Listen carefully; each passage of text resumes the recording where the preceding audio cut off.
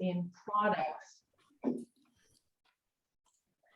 So with this, I would like to just give you a brief background of what Silicon Valley Advantage has done in the last 6 years of existence. We have helped over 50 startups coming globally from around the world, Taiwan, Canada, UK, Finland, as well as US, of course. We have formed multiple companies by licensing different valuable technologies from different universities around the world.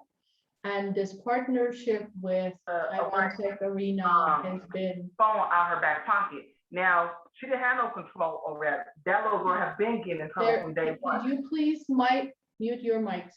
Thank you. So the companies have been in variety of technologies, certainly AI, software, hardware, as well as multiple life sciences, including medical devices and drug development. So with that, I would like to introduce Erica Lin. For those of you that have not met Erica, she is the director of Taiwan Tech Arena in Silicon Valley. Erica? Okay, thank you, Gloria, and thank you for all our distinguished speakers and guests and our startups and friends in both in Silicon Valley side and the Taiwan side. So good morning for our friends in Taiwan side and good evening for our friends from Silicon Valley. So today is our honor to have, have Gloria as our partner. We co-work for about 2 or 3 years already. So Taiwan Tech Arena is actually, we are the biggest Taiwan startup ecosystem builder, and we have a big campus in Taiwan side. So each year we bring about 20 to 50 startups to United States. So since 2015, we have already bring about more than 150 startups to Silicon Valley. So help them to raise money to do their business here. So we are very happy to cooperate with our partners here. And if you have a chance, welcome to go to Taiwan to see Taiwan's startup ecosystem is growing, and we have very good supply chain suppliers, many manufacturers opportunities, also startup opportunities, also a lot of talents. So welcome to Taiwan, and hope today's event is success. Thank you. Thank you, Erica. Great introduction. Yeah.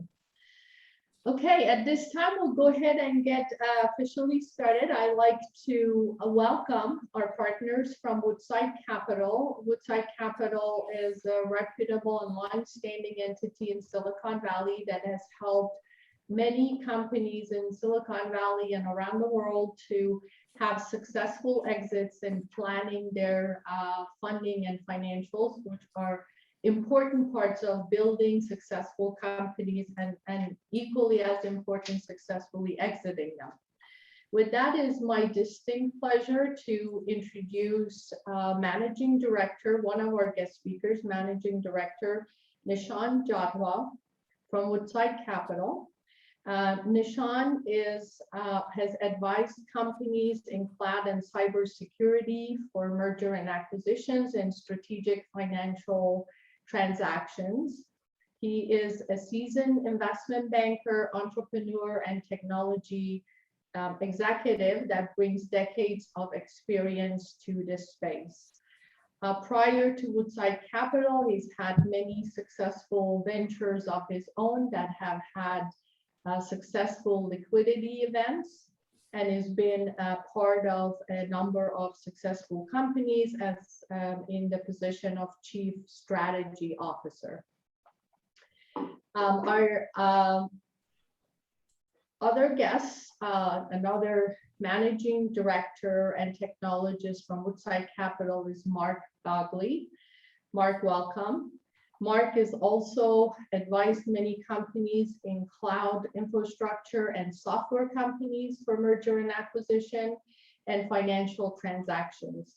Mark has held executive positions at British Telecom with over $2 billion of incremental revenues in variety of technology space such as SaaS, hybrid and edge cloud, big data, payments, sales, and AI, as well as retail, VR and AR, with collaboration with a telecom company, Smart Welcome. And our third guest speaker, also from Woodside Capital, is Sam Cyril.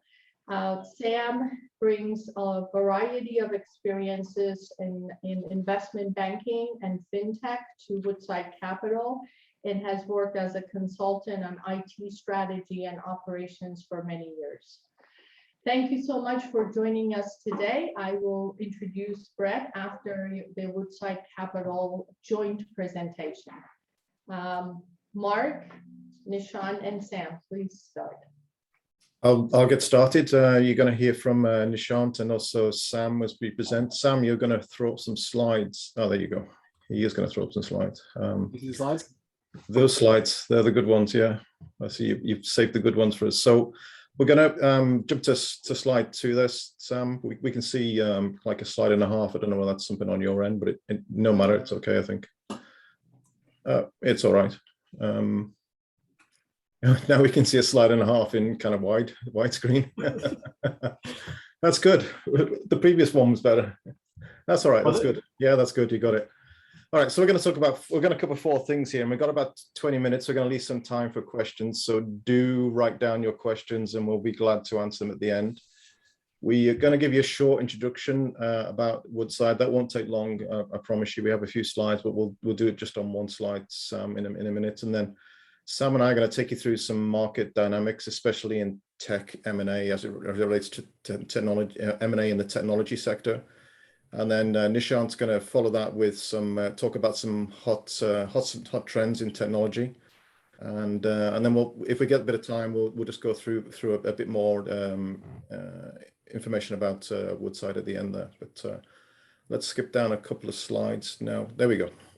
So a little bit about Woodside Capital Partners. We've been around for 21 years now. We're just in our 21st year.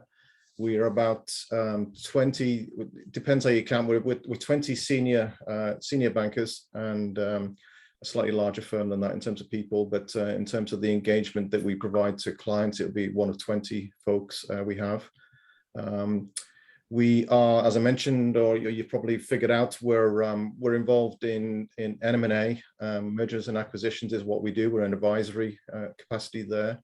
We are focused on just the tech sector. So we do tech M&A. We're tech M&A advisory. We're based in Palo Alto, although we have offices across the world. We have offices in Zurich, in London, and we also have engagements that we've taken in Asia. So we cover mostly North America, Europe, and Asia. I guess the exceptions there, we don't have much going on in Africa, or only a small amount in South America. So that's where we operate. We are, you've probably heard a lot about investment banks and what they do. You've probably heard of the big brand names. We're in the mid-market. We kind of operate in the, I guess, the 50 million to 500 million deal sort of range. And as I mentioned, we're mostly focused on tech. The reason for that is that we bring a whole load of domain expertise. We see ourselves as experts in each sector. In fact, on this call here, my main sector is cloud and IT. And Nishant's main sector is cybersecurity, but we have folks that cover all the tech sectors. And so we publish in those sectors as well. We're a research-based bank, so we kind of put our money where our mouth is, and we actually publish documents that state what's happening in those sectors. And they're available freely. You can go to our website and you can get those if you're interested to understand about a sector, and free to have those. We also bring expertise from the operational side of the industry. So we have folks like myself and Nishant who have come from corporate development and also from the product and kind of operational roles in large and small companies. We have CEOs in the firm as well. So we did that because we wanted to have the widest range of possible advice we could give to the clients that we engage with. We engage mostly with smaller companies that want to be acquired by larger companies. That's typically called sell side. And so we do quite a bit of that. We also do, we have three or four clients now that are on the buy side, which is the opposite side. It's a larger company probably trying to acquire smaller companies. A little bit of different dynamics. And then we do also help with capital raise as well. So trying to find investment for companies. So that's what we do. You see some of the transactions we got here on this slide. Top left on the bottom there, but the top left one of the bottom recent engagements. That's a deal we did about a month and a half ago. So that's quite a recent deal. That was in the cybersecurity space. We can talk about that a bit later on, if not, but you can see all the logos there we deal with. What else was I going to say? So that's enough for now, I think, on the basis of time. So we're going to skip through these slides, I think, for now, Sam, just on because we want to get to some other stuff. And we've got our bios here. We can provide these slides afterwards, by the way. So if you contact Erica or Gloria, and you can get these, or directly from us if you have access to our email. Thank you, Mark. Yeah. And so I'm going to hand over to Sam now. He's going to tell us a little bit about, and then I'll come back a little bit later on as well. But Sam's going to take us through some of the dynamics going on in the M&A in terms of the tech sector. Sure. Thank you, Mark. Yeah, so as you said, I'm going to just quickly touch on some of the market dynamics we're seeing in the sector, and then Mark and Nishant will follow up a little bit later on, talking about kind of broader themes. At a high level, M&A is really driven by CEO confidence, which, as you can see from the chart, is largely correlated with the performance of the economy. Taking point, the recent pandemic, early 2020, the economy was really struggling, CEO confidence was struggling, and as a result, M&A volume started to decrease. And then as we progressed through the pandemic, CEOs started to see kind of light at the end of the tunnel, and M&A volume started to increase as a result of execution on their kind of their growth strategies, and getting a bit more aggressive now that they kind of saw the dust settling, so to speak. So again, as you can see from this chart, just in kind of the 2020 period, M&A volume decreased pretty substantially, and then increased in the back half of 2020 and into 2021, both in terms of transaction value as well as in volume. And of course, the technology sector is a huge driver, in the overall M&A market. And I think that that's the case for two reasons. One, technology companies themselves, your Facebooks, Googles, Microsofts of the world are quite inquisitive. They're richly valued. They have a rich currency in their stock and are able to snap up technology assets. And then on the other side, you have kind of non-tech sectors who are looking to bring technological capabilities to bear through either digital transformation efforts, trying to focus on what technology can do to their business to improve performance, improve the top line, bottom line, things like that. And as a result, they're starting to make acquisitions of technology companies themselves.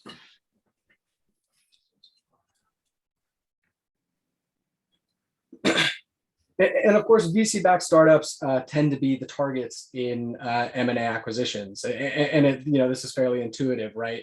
VCs often invest in technology companies, and technology companies are often targets of M&A. So it really is. It kind of makes a lot of sense. But I think a kind of a lesser talked about reason why this is so is that VCs, the investors in these startups, they need liquidity at some point, right? And excuse me, just getting some water. They do need liquidity at some point, and if they see their portfolio companies as not quite having the legs to an IPO, they look at a sale as a reasonable and oftentimes advantageous outcome for themselves as well as other shareholders and founders. And kind of a recent trend we're seeing is that VC-backed startups are increasingly the buyers of other VC-backed startups.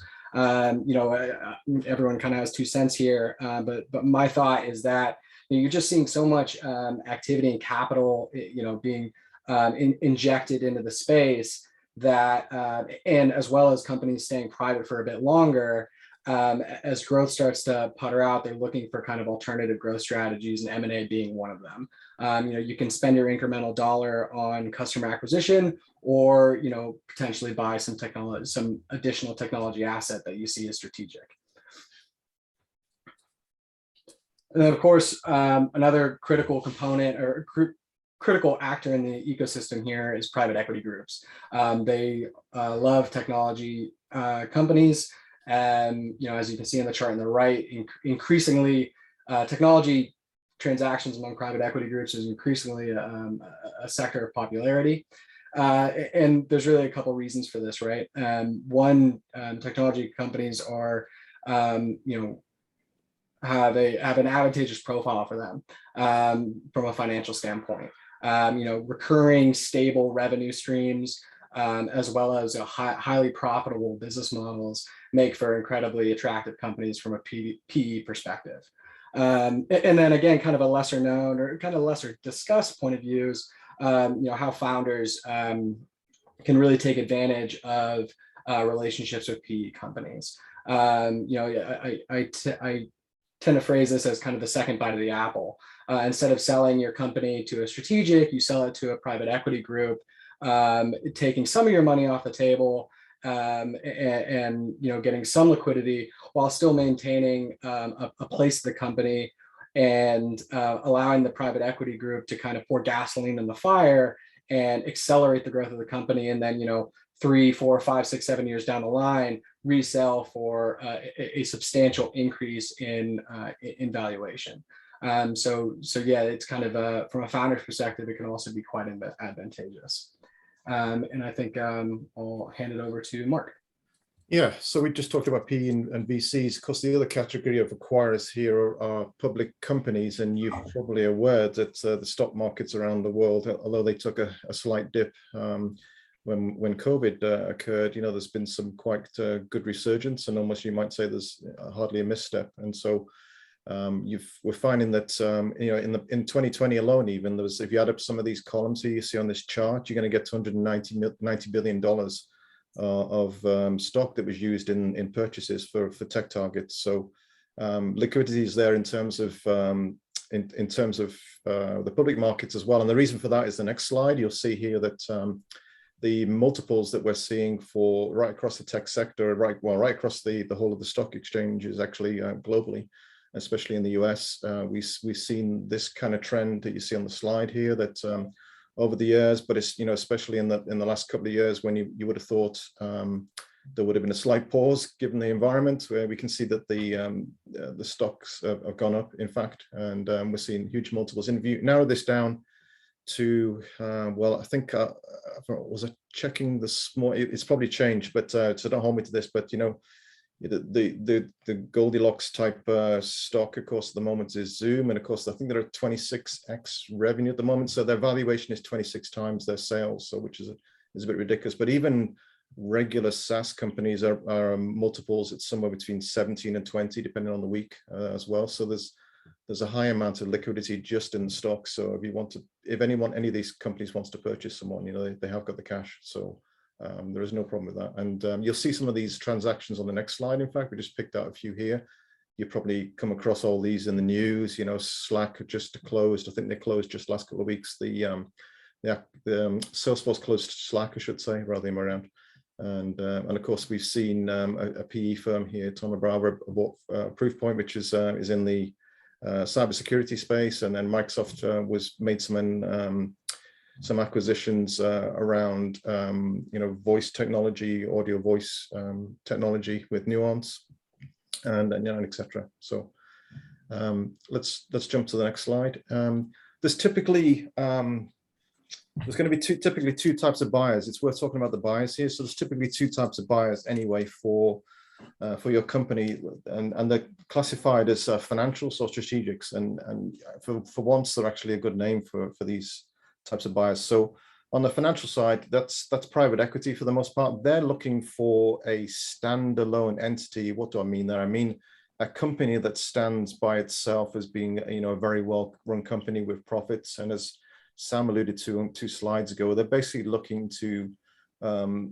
have an easy life, you might say, and pick a good company and just add more cash to it. And so, on the assumption that if it's making 10 million, if you pump in a bit of cash, it's going to make 30 million. Just by pumping in a smaller amount of cash than that, and just scale a business that way. And so in that case, there's a huge focus on just the financial performance of the company. Now, the other side of the coin is when you have a company being bought for strategic reasons, hence the name strategic acquirer. And so they're looking for something more, and actually it's kind of a yes, for the most part, they want to have a company that's performing well, because that's kind of indication of success of the company, right? So but for the most part, they're looking more for a strategic fit. They're looking to expand their roadmap, either from a product perspective or from a channel perspective. They want to acquire someone that's got operations in South America, so they don't have any operations there, or they're lacking a video meeting capability, so they need to acquire, a bolt-on for that. And so you'll see that there's a scale here showing the relative importance of that. And so now, in terms of valuations, the graph is showing, the fact that there's different aspects to the valuation as the actual value of the assets. Then there's kind of what consideration is given, or what indication is given to how the acquirer could save money or make money on that deal, and that changes the relative valuation. In terms of what we do as a bank, when we're providing valuations, we'll be looking at the markets, and so we typically provide comparisons to public companies that are like your company, and then that's what I talked about before, the multiples that I talked about. So we will find multiples based on various criteria. Usually it's revenue, because that's the easiest one to find right across the whole, all the different types of companies. And then we'll also back that up with various transactions that have occurred in the category as well. Sometimes that's a bit hard to do because there might not be that many transactions that are entirely relevant, and so we have to broaden. So there's always some element of it being a bit of an art versus a science there, but the science behind it is looking at all those numbers and comparables. And then there are some factors you can apply, so you can go and work that out for yourself for all your companies. But then there's some factors that I just mentioned on the previous slide, which is to do with strategically how good a fit it is. And even for the private equity investors that just want to find a standalone business and try and accelerate it, they're also probably have a portfolio of companies that they'd like to get some synergies with as well. So maybe an existing company that can provide a channel partner for this company that are about to acquire. And so there's always synergies as well that increase the value of the company. Let's move on, Sam, because I know we're short on time. Let's move to the key considerations here. So I think this falls into 3 main areas in terms of what you should think about in the acquisition process. And you should do this, you should think ahead. You should do this before an actual acquisition event occurs. And the reason you want to do that is you want to have, at least think ahead, that your financials are in some kind of good state. You have good employment contracts in place, that maybe your patent portfolio is fully protected. Get some kind of housekeeping type capability pieces in place. If you're thinking about a liquidity event, thinking of whether you want to sell the company or not, so you should go and talk to the board for sure. This is beforehand. I'm sure you're talking to your board anyway, but it's a good idea to get on the same page with the board. What's their motivations? What's their valuations of the company? To what what's the conditions on being acquired and stuff, and then you should be talking all along, talking to your key partners. And there's a good chance, I don't know what percentage would be, Nishant, would you say the chance that the acquirer comes from your partner base is reasonably high, I would say. I don't know what percentage it would be, maybe 30%. Yeah. Don't hold me to that, but there's a good chance it's someone you've been working with before. They know you very well. They know the value of the company, and so they will be potentially one of the best targets to be an acquirer.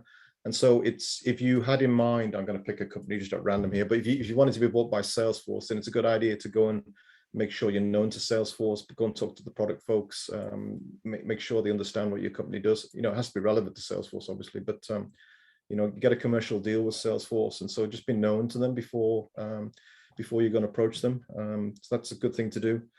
And then consider that price in the acquisition process, price, although it's important, it's not the only factor. You have to consider that the fit for your employees. You know, where are you going to go? Are you going to stay with the company? Are they going to stay with the company? Are some folks going to be made redundant? Do you want that? Do you not want that? And you know, just the basic culture fit. There's earn-out considerations as well. To what extent will you be given incentives to run that company inside of the acquirer, and will it be a standalone piece? So even though you've got, you might get a better price from one acquirer, you might actually take the lower price. So just consider something other than price as well.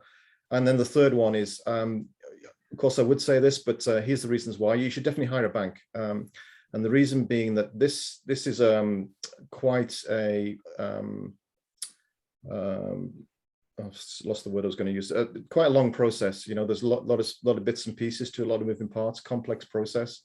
And you would be trying to do this, whether you're trying to be acquired, you're trying to sell your company, or you're looking for investment. That takes up quite a lot of your time, and it's good to get an expert in to come and do that. And actually that helps, having been on the corporate development side myself, it helps the corporate development folks in large acquirers. They're actually reassured a bank is involved, because they know the process is going to be straightforward. There's going to be no surprises. But they're kind of secretly not happy about it as well, because they know there's going to be no funny business in negotiations. You know, the bank will act in good standing for their clients. And so it's kind of a good and bad for the corporate development. On balance, they prefer it. So I preferred it, that the bank was involved. And of course, with it being a lot of work, this is not a good time to take your eye off the ball in terms of running your company, because this is how you're going to be valued. So we're going to jump on to the next bit now because of time. So Gloria, just a quick time check, right? So I have maybe about 5 minutes I can do this in.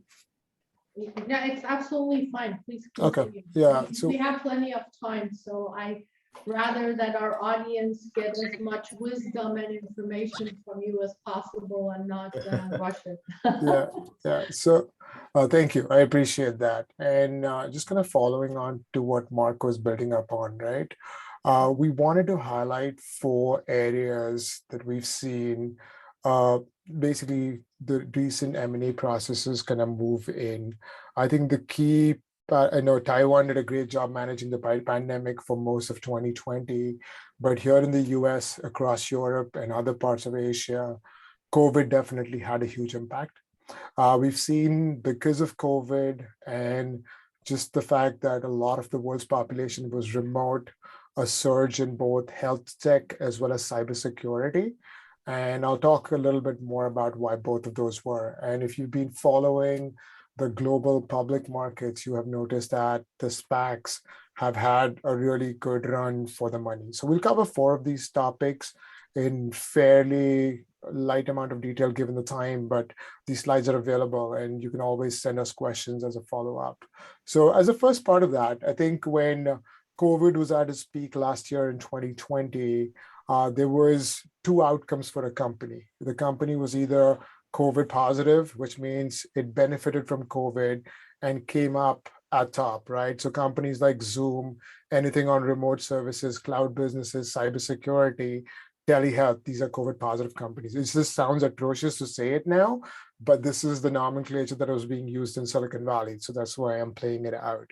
And what we saw during the course of COVID is for the companies that were not directly benefited from it, they took obviously the opportunity to pivot their business to become more SaaS-centric or more consumer-centric in a remote setup, or they were in the process of pivoting and also evaluating opportunities to pivot if they were not going to do it anyway. So there was obviously a whole amount of churn in business strategy on how do we adapt to the pandemic and what does life look at the end of the pandemic 12 to 36 months out, because that essentially impacts whether you're going to be alive to fight for a longer period of time.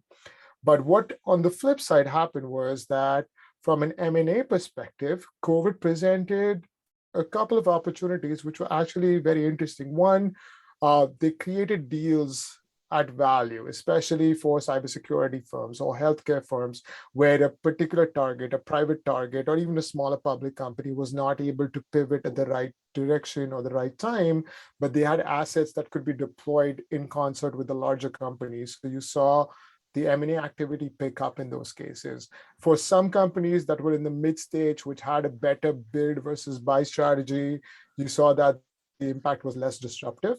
And for the smaller ones who were just fighting for survival, they had to use leverage to buy companies to grow into adjacent spaces. So across the board, the net of it was that it was not disruptive for the larger industry, but then you see pockets of anomalies within that.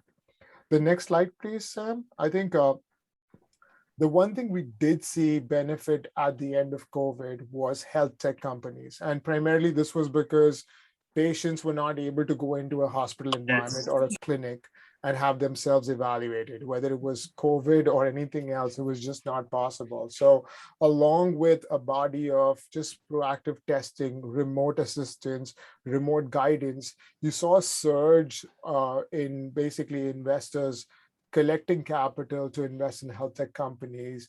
And the numbers you can see on your screen, right? It was 1.5 trillion for PE firms. There's 200 billion of VC money that went into the health tech companies over the last 2 years. And then suddenly you saw strong balance sheets for the top 2,000 strategics that were in that space.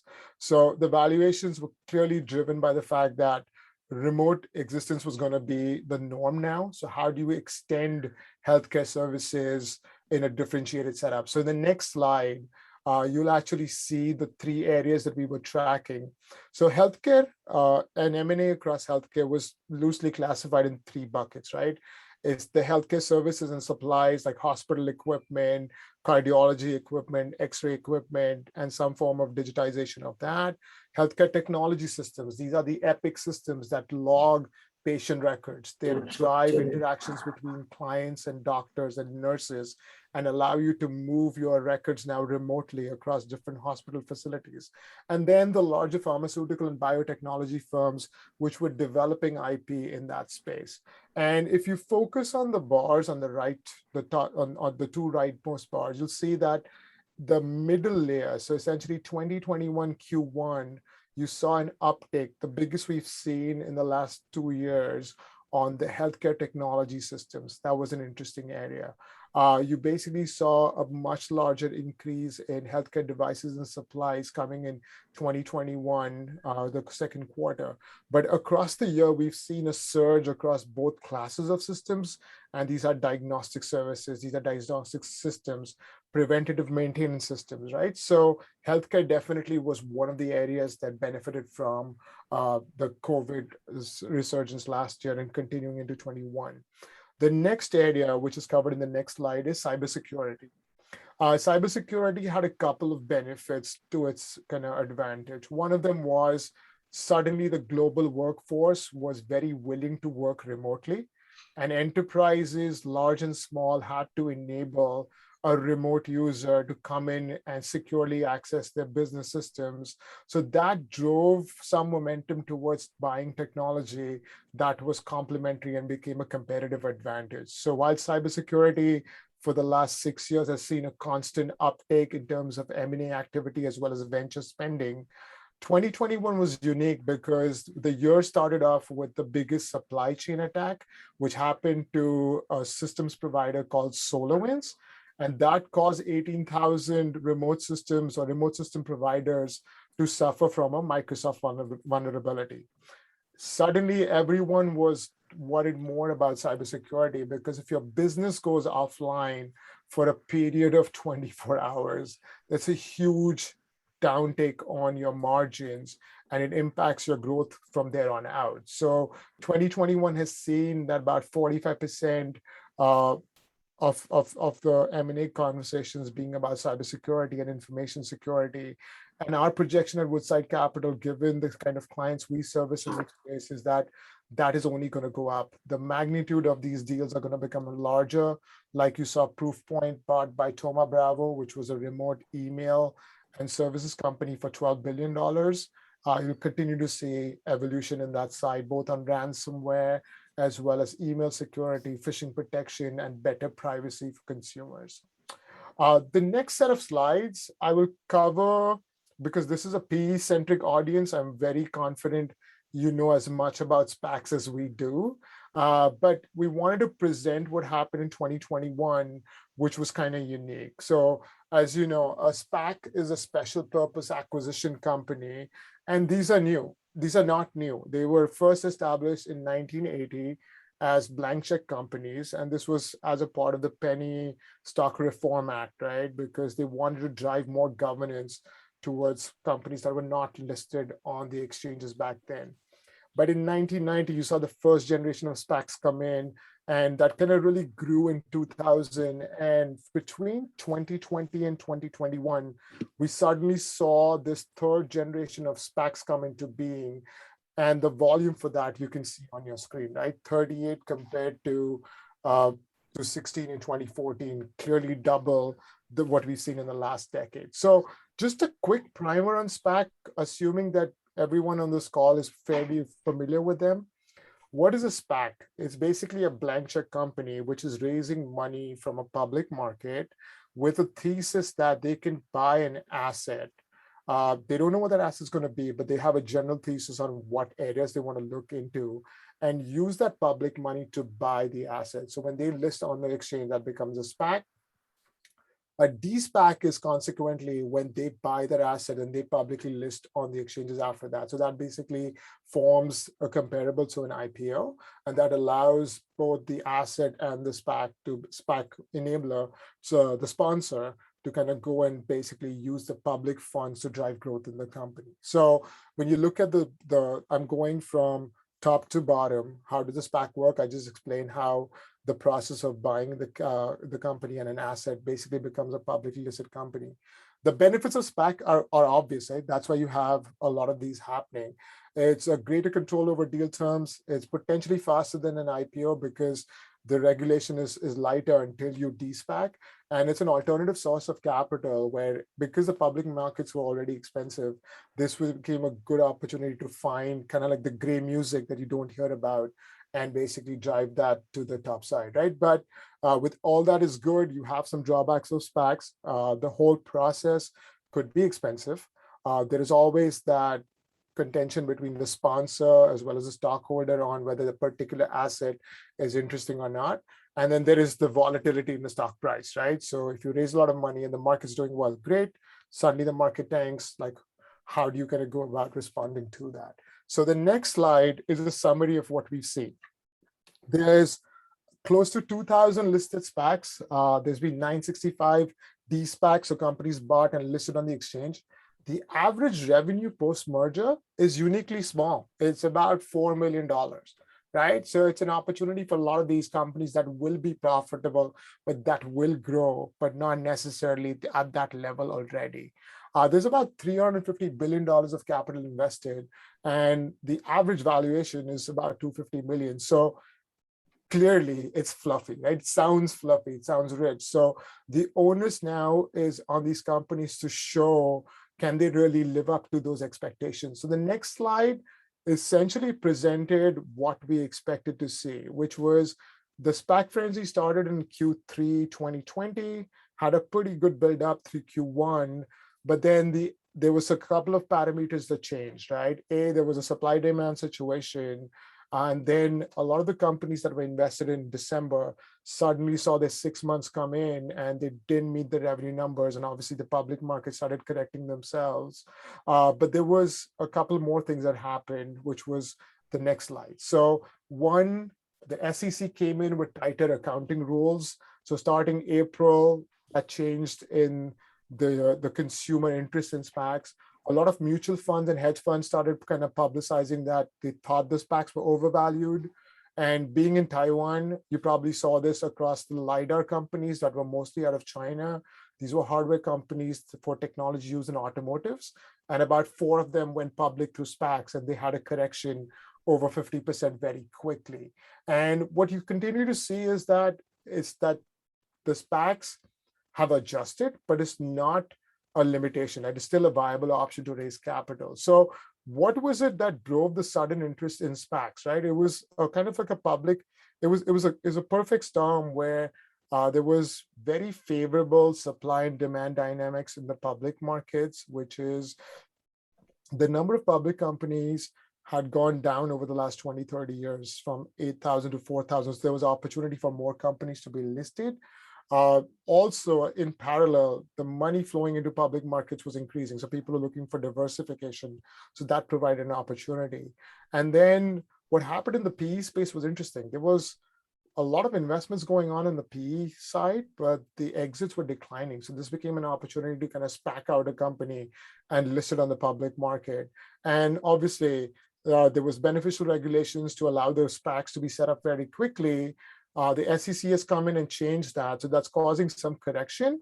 But our hypothesis is that, the correction is good and the SPACs will remain a viable option, at least for the next 18 to 24 months, if a company wants to go public. We're starting to see a whole variety of companies, especially in the APAC markets, Singapore, Hong Kong, trying to use SPAC vehicles to list on US exchanges now. And that's essentially a sign of times to come, where it will not be as potentially overvalued, but the correction will adjust it to what we see in the public markets today. And with that, I'll hand it back to Mark to kind of take us to the end. Mark? Yeah, I was actually going to break now and take questions. I think that's probably a good time to take some questions rather than spending some time talking about Woodside. I'm sure you'd rather have questions. Thank you so much. There was such an amazing amount of information to digest and greatly appreciate it. I'm sure lots of questions, but if you don't mind, I'll ask a few first ones. One, I was curious about two things. The percentage of private equity acquisitions versus larger companies buying, smaller companies, just approximately. And the other was what Sam mentioned, which is non-tech sector looking for technology. I was wondering, Sam, if you'd be kind enough to give us a couple of examples of that. Well, I'll start on the percentage. I don't have the percentage to hand. I'll just have to guess a little bit, but I think it's reasonably equal. I don't know what Nishant thinks about that, but a lot of activity from private equity at the moment. I would say more so than normal in a normal situation. Well, what's normal? I don't know, but in previous years, maybe it was probably more heavily weighted towards, public or larger private companies or public acquirers, but now it's private equity. And of course, many of the private companies are backed by private equity, backed by PE as well, and same for some publics as well. So it's a bit of a mix. It's a good mix in the sense, Gloria, that the private equity firms are looking for positive EBITDA, typically ARRs for a cloud company in the $7 to $10 million range, some positive EBITDA that they can then absorb that company depending on its size and technology as a platform or an add-on play, right? So the volume of deals in PE may be smaller, but then there is these big PE players like Thoma Bravo, et cetera, that come in and just make those big acquisitions, companies that have been around for 8 to 10 years, like Proofpoint, that is driving the volume of money much higher compared to the deal velocity. So it's a balance in that regard. Thank you.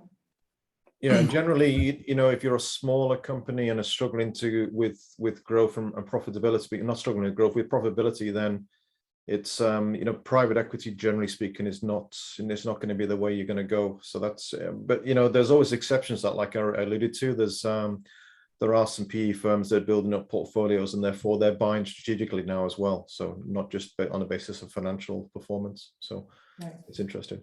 And just to answer your other question, right, there's companies like Walmart, which is exclusively moving to the digital space. So with stuff like Walmart Labs, for example.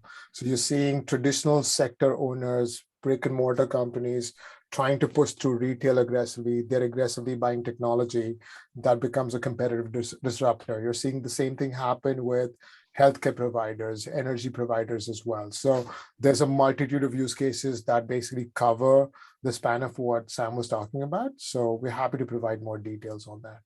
Yeah, I think kind of in in context or a little bit higher level, you're seeing a lot of companies understand and realize that they have so much data, whether it be transactional or operational data, that and they're seeing these technology assets allow them to make use of it, whether it be to improve operations, improve customer experience, or something like that. So they're looking, and they don't have the skill sets to build those technology assets in-house. So what they'll typically do is buy them, and Walmart is a good example of that.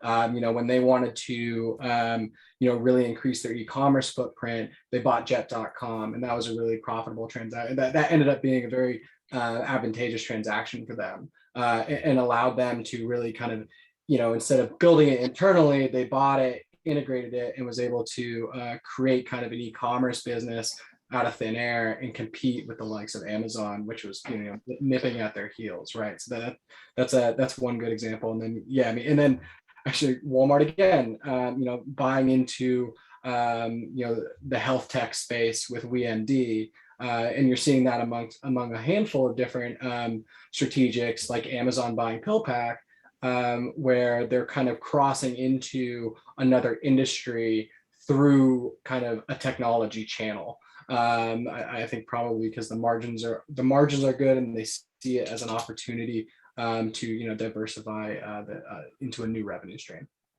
Thank you. Great examples. Okay, I'll open it up to our audience for additional questions. Hi, I'm Sandra. Hi, And I would like to ask a quick questions. If I'm a startup, when is the too early to start thinking about an exit strategy?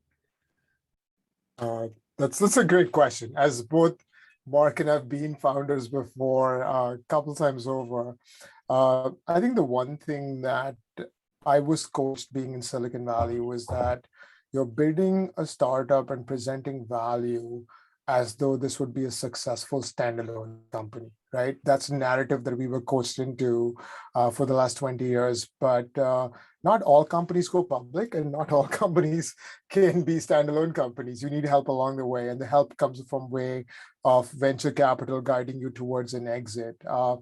In our case, I think where the mid-market where we operate is essentially flush with opportunities where if a company is large enough, it creates enough economic value for the founders who took the early risk, as well as for the VCs, both seed, Series A and Series B coming in, to kind of recognize value for the risk they took in you, right? So the conversation we have with startups, and this is not going in, but coming out, is that when they're looking to raise a capital round to scale 10x, to go from 10 million in ARR to 100 million in ARR, at that point, it's a good time to reflect with the board, with the other co-founders, and with the employees to see, hey, do we really want to raise capital and continue building for the next 18 months? Or is this a good opportunity for us to recognize a multiple return that makes everyone happy? And that's when you typically start thinking about an exit. I would not start thinking about an exit when I'm starting a company or raising seed money, for example. Thank you. Any other questions? Speak up. I know with this much information, a lot of you have a lot of questions. There's no bad question, right? It's No. a lot of startup companies in need of a lot of advice. And for those that are shy, we'll definitely leave our email addresses behind with Gloria, so you can follow up via email as well. So we're happy to respond to questions as they come along. Right. I have another question. What is your collective opinion about, as you know, the funding sources have really kind of gotten, I guess the word is eclectic, right? Yes. In the past, you would just go to venture capitalist Sand Hill, and that's where you got your funding. Now, funding really comes from an eclectic sources of angels and, as you mentioned, strategic partners and a number of other areas that we're not really used to seeing. What is your opinion of how to tap into these funding sources, because as you might know, a lot of the companies, particularly coming from Taiwan, are really pretty early stage. You know, seed and sometimes A round, but more like seed round. Some are definitely more progressed, but a lot are earlier stage. That's one part of the question. The other part of the question is, does it make a difference at this stage? Is it because you mentioned something in your presentation about venture-backed companies, right? So when do you specifically plan a venture raise versus the initial round, in your opinion, for eventual successful exit? Yeah, so there's a lot to unpack in that question. That's a good question. So series of questions. So to start on the first piece you were talking about, yes, you're right. There's lots of different funding sources. I would go with where your market's taking you. So if you found that, for instance, this is just one avenue, but there's lots of ways to take this. Let's use Sam's example. So you're selling a lot through Walmart. And so I would therefore go to Walmart and say, look, we're doing a lot of business through you. We could do a lot more if you give us a little bit of help. And so you'll probably find that their venture arm is quite amenable to put in a little bit of capital in. And so do that for strategics. And then the same with any folks that happen to be associated with those suppliers as well. So anyone that's funded Walmart in the past or has been associated with Walmart as angels, or an ex-CEO might be interested, you know, get someone in the same domain and see if you can get a connection with them and say, look, we're going places here. I know you know this space really well. You know, let me tell you about my company. Right. And so and from the venture side of things, you know, venture is good and bad, right? In terms of venture funding. So oftentimes if you're being acquired and you've had what's called institutional funding, you know, no formal funding, and it's just been kind of bootstrapped or family and friends, then that's actually more palatable by the acquirer, only because they think they can get a better valuation. When it's venture backed, of course, there are certain motivations in the venture firm that they want to make certain multiples on their money, which is right. That's, you know, they're putting the risk in it. I'm not going against that. I'm just saying that you could take that into account. So but then on the positive side, of course, oftentimes a venture firm, you know, a VC or, you know, private equity or even a strategic, you know, they come with a lot of intangibles of help they can give you to grow your company as well. With a strategic, of course, you get access to the channel, potentially at a preferential rate. But and with a VC, normally, you know, depends on the size and what they do, but nearly always they provide resources that you can tap into at this early stage. You know, especially if you go then towards, you know, an incubator type VC where they're putting a little bit of seed in, but they're also providing a whole bunch of extra facilities. About in the past, that used to be like you set up as a 2-person startup and you set up in a VC's office somewhere, right? They put you in a room and one of their conference rooms, and that's how you started. So it's become a bit more formal than that now, where they have facilities that they can put you up in and help you out. And so you get that benefit. So was there anything I missed, Nishant and Sam? No, I think you covered it.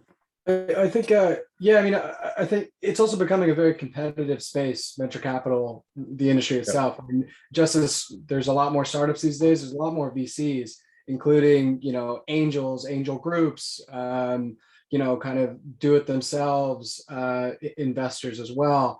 And being able to distribute their capital has become increasingly easy. But as a result, it's becoming really competitive to win deals. So, I mean, I guess, you know, as entrepreneurs, you know, don't sell yourself short. I think you have more leverage than you think, you know, when engaging with institutional capital and trying to raise money. You know, there's opportunity there. And as Mark said, VCs are increasingly competing on how they can support founders, not just with capital, but with additional resources. So, you know, be sure to, you know, be on the lookout for those types of funds. Yeah, one thing to mention, I forgot that you reminded me of there, Sam, is that be very careful about spend a lot more time than you think putting together your narrative, putting together the story of what it is your company's doing. You know, that's why we've, you know, and to come back to Woodside a little bit, that's why I was telling you that we got all these different disciplines into the bank. And that the reason for that was we were found that we needed those different expertise to be able to tell the story completely, so that then our client trusts us completely to go out on their behalf, and therefore, it means they're not having to do it themselves, and we go off on their behalf and talk to these thousands of VCs and strategics, and we're able to tell their story more completely. So do focus on your story. The story is very important to get that down very succinctly and very, very punchy, that you can really get to the point with these VCs, because they see a lot of pitches. When Nishant and I were in corporate development, we'd see maybe, even in corporate development, you've seen maybe 10 pitches a week. And so there's a lot of volume. So you need to stand out a little bit. Yeah, great advice, actually. Telling your story is one of the most important factors, right? Yeah. And it really has to be a story where people just want to hear more about it. It's got to be that interesting. That's right. Yeah. Waiting for the next thing out of your story. Mark and Woodside team, I really appreciate the advice. I do think, like anything else, when you set out to do something as important as exiting your company, merger and acquisition, it is critical that you hire experts, the people that do this for a living. So I'm not advertising for you. I'm just suggesting that anybody that is serious about exiting their company should definitely contact an entity like Woodside, because there is truly a lot of expertise needed to make a successful transaction and brings a lot of credibility. Which brings me to the next question. What is the business model of working with a company like Woodside? Because as you know, some companies that you mentioned could now potentially have an earlier exit that they might have originally planned. Their revenues or funding may not necessarily be all there. Is there a way to partner with a company like Woodside in earlier stages or different business models? Yeah, sure. I mean, formally, we just like any other bank, I'm sure you come across, and when you hire an accountant or when you hire some legal advice, we have the same sort of model, which is we charge a retainer. It's kind of, an indication that both sides are, serious about the engagement, and it motivates both sides. And then the easy one, the more palatable piece, I guess, is we charge what's called a success fee. It means that, when a transaction occurs, we will take a percentage of that, which is usually, that's usually a straightforward negotiation, because, we just make sure we get a better outcome to pay for our fees, I guess, is an easy way of putting it. And so, but we'd be happy to engage even before that, on an informal basis. We like to get involved with startups beforehand to the extent we can. It's just that it will be on a best effort basis on us, because we have other clients that are paying for us. So we'd be happy to help out, and like Nishant said, do contact us, and happy to talk through your particular situation. Great, thank you very much. Are there any other questions for the Woodside Capital team? Any other questions? Okay, we have a shy group here. Very good. I have a Thank question. you so much. Oh, go ahead. Go ahead, Lee. Can you hear me? Yes, we can hear you. Yeah.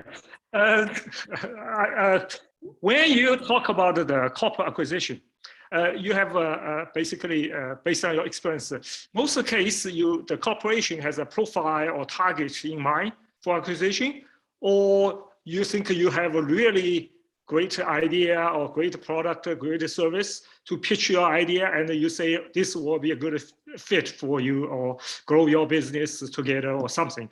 Which way, more often or case by case?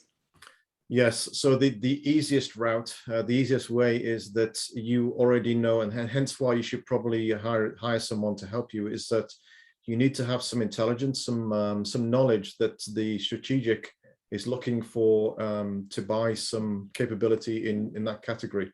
That's the easiest way. You can still make a pitch to them. I saw pitches all the time where I'd not considered that particular area, and it actually kicked off some activity to decide whether we wanted to move into that area as a corporates, but it tends to be a more longer process. If they're already looking for something, of course, it's a much quicker process, much easier process. And so having that knowledge before you start out, we call it a process, before you start the process of trying to find a buyer, having that knowledge of the buyers is going to save you a lot of time. So otherwise, you're going to spend a lot of time going and saying, "Hello, Mr. Strategic, do you like our company?" You know, and then there's a whole process of you describing your company. Whereas if you can go and say to them, "Hello, Mr. Strategic, I know you're looking for this type of company. We are that type of company, and so let's talk." So, thank you. Yeah. Absolutely. Very good. Thank you so much. Nishan, one last question for you. You did speak about healthcare quite a bit. What kinds of healthcare companies are within the sweet spot of Woodside Capital? We actually have a very dedicated healthcare practice. So right from enabling devices to patient care systems to diagnosis systems, we have a PhD, Asla, who has a deep background running corporate development at a very large public healthcare firm. Sam and I have been involved in putting together summits for healthcare and cybersecurity. So we have a panel.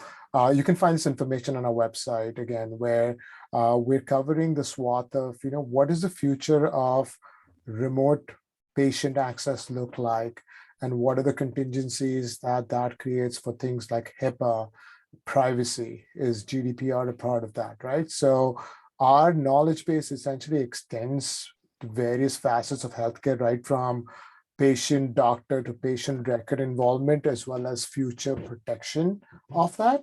So we're happy to take a conversation in that space, Gloria. Thank you. Anything in drug development? Yes, I think Asla specializes in that specific area. So yeah. Okay. We definitely should have a conversation about that, because we have some amazing drug development companies coming from Taiwan, and some are at pretty advanced stages. Exactly. Yeah, no, happy to help out there. Thank you so much. Well, gentlemen, I can't thank you enough. This was fantastic. Again, the webinar is being live streamed on Facebook to Taiwan for those that did not make 8:30 a.m. And we would love to get the presentation and distribute it to our audience and those that might have missed the webinar.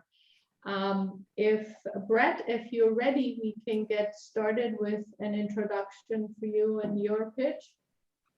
There you are. Okay, it's my pleasure to introduce our next speaker, who is going to speak about product trends. Brett is the CEO of Willikins Enterprises and is a partner of Silicon Valley Advantage in distribution and installation of a number of technology products, including cybersecurity and IT around the US. So with that, Brett, please go ahead and get started. Awesome. Thank you, Gloria. Well, I don't have any slides or anything like that, so we're just going to have a bit of a free-form conversation right now. One of the things that we have been talking about with Silicon Valley Advantage lately and some of their partner companies is LED lighting. There's a large conversation going on right now around food and how do we produce enough food for the coming generations, and not even necessarily generations, but just for some of the near-term future challenges that we see around food and distribution.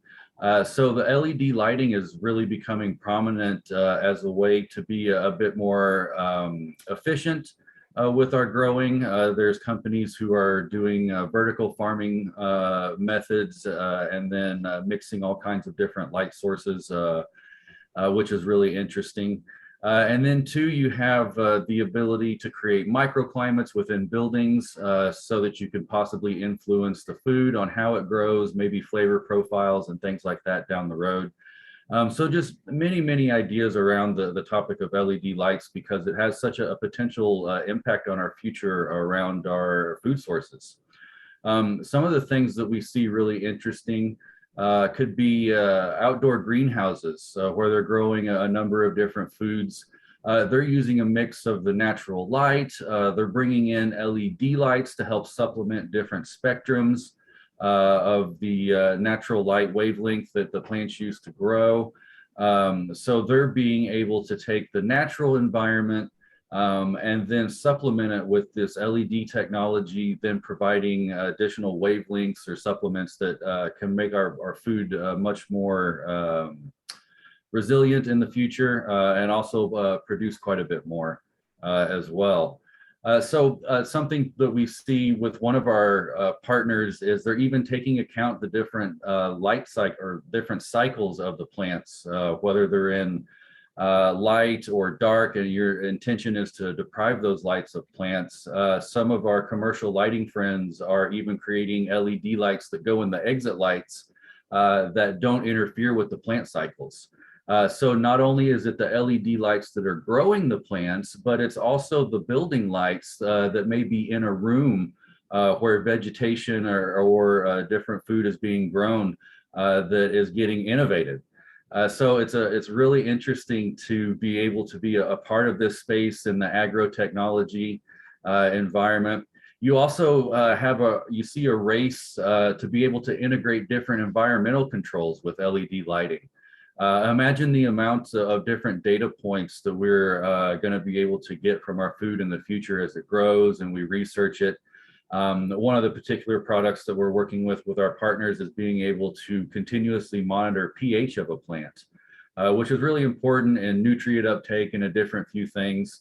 But then too, we also talk about what kind of air is in the room. Is there enough CO2? Is the amount of oxygen correct? And a number of other different gases that may be important for the food that you're growing.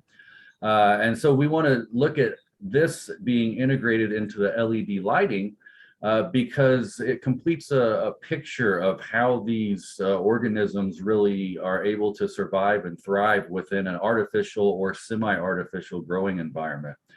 The amount of data, especially that our previous guests were talking about from Woodside, the amount of data that's going to be starting to pump out of these, not to mention the amount of data that's already coming out of our ag tech partners, is going to be incredible. So we're going to be able to understand how we grow our food, what makes our food grow more resilient, and what could potentially sustain us and future generations for a long time to come.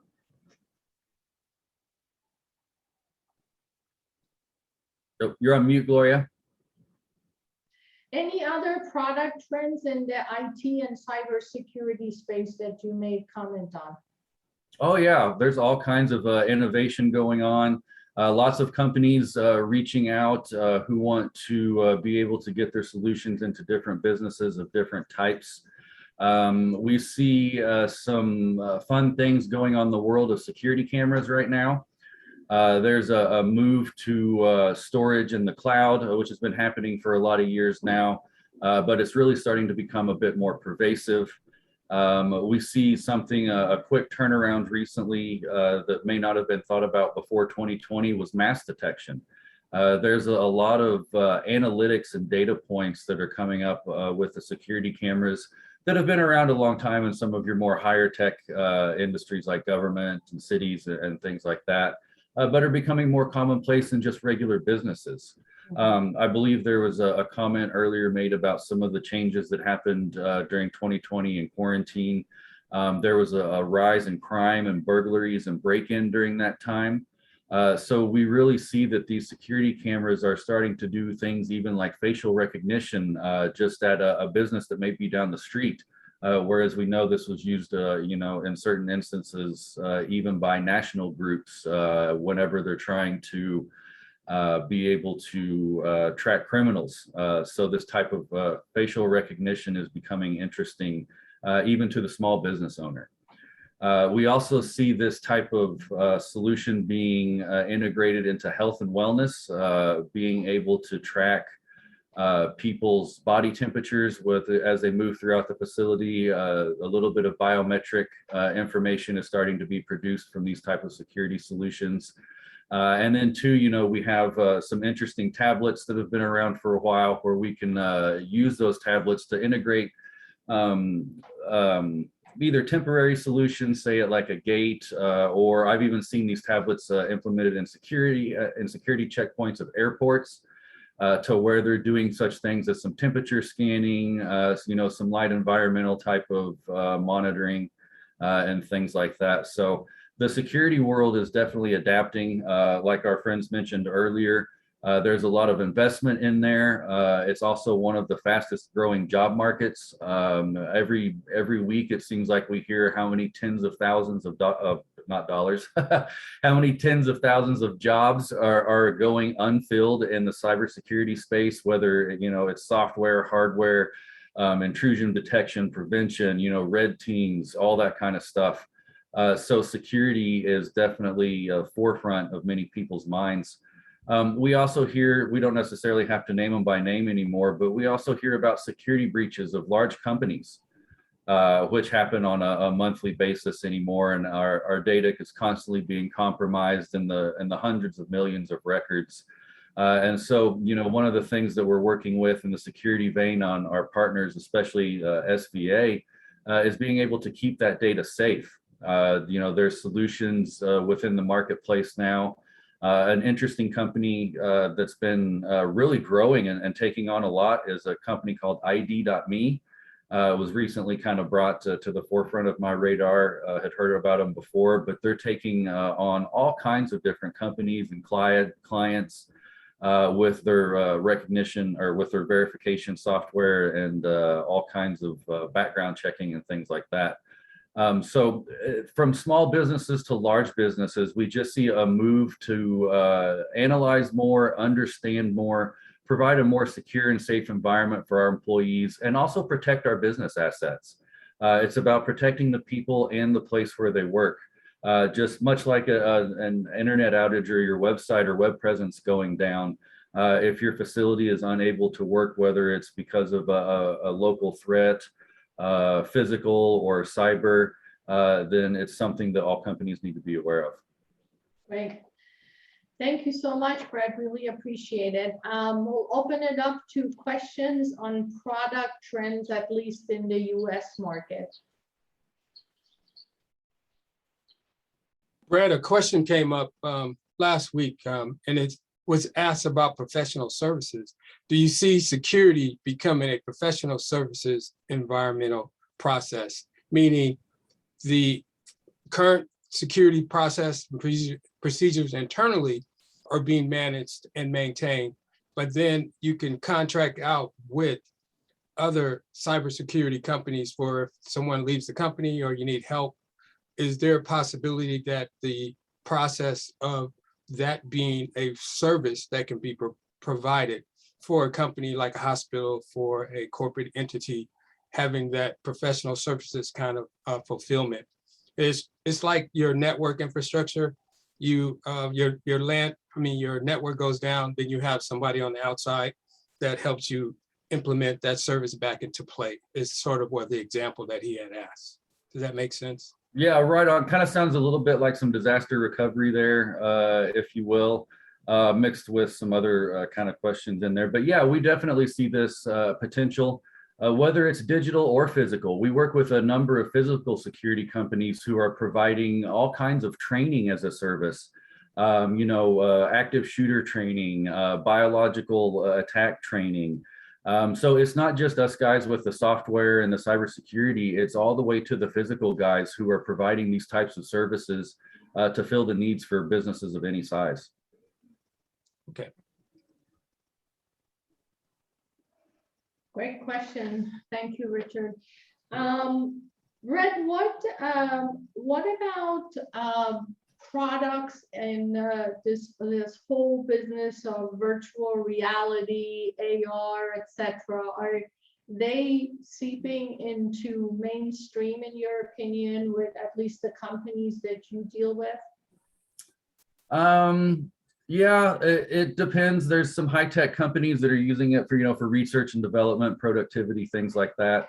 But I have a good example. Recently, it was earlier this year, I was approached by a company who was building a full-on AR environment that they wanted to do a whole bunch of things with. They wanted it to be a social environment. They wanted it to be a business environment.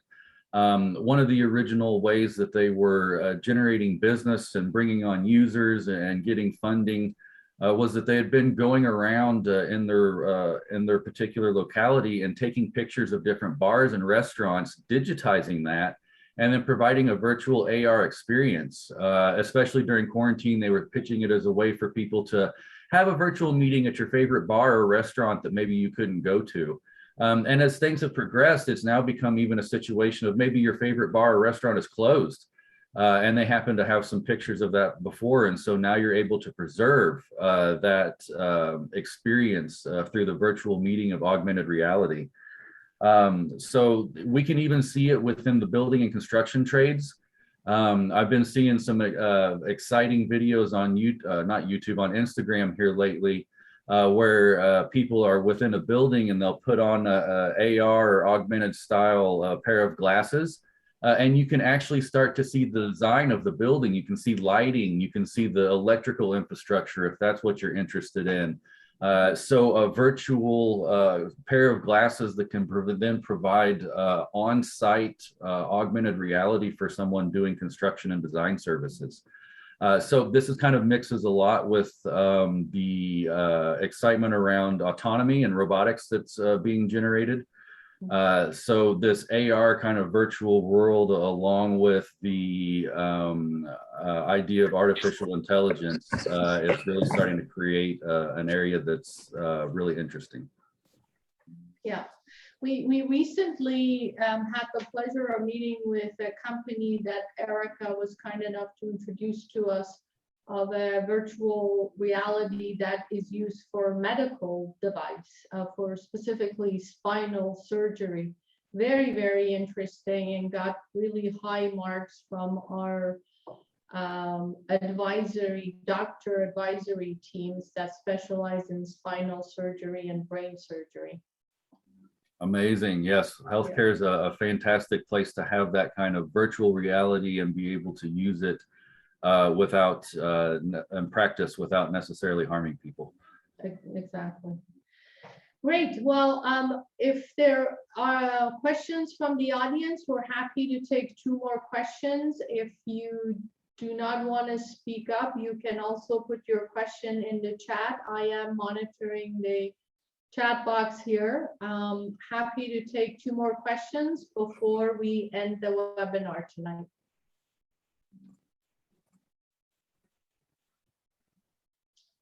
Okay, any questions on product trends? Any other question for the Woodside Capital team? Mergers, acquisitions, financing, funding companies, exiting. Okay, well, I'd like to thank our guest speakers who did a tremendous job and stayed up quite late our time, way past the normal business hours, to make this a successful first, again, joint webinar of Silicon Valley Advantage, along with our great partner, Taiwan Tech Arena and Ministry of Science and Technology of Taiwan.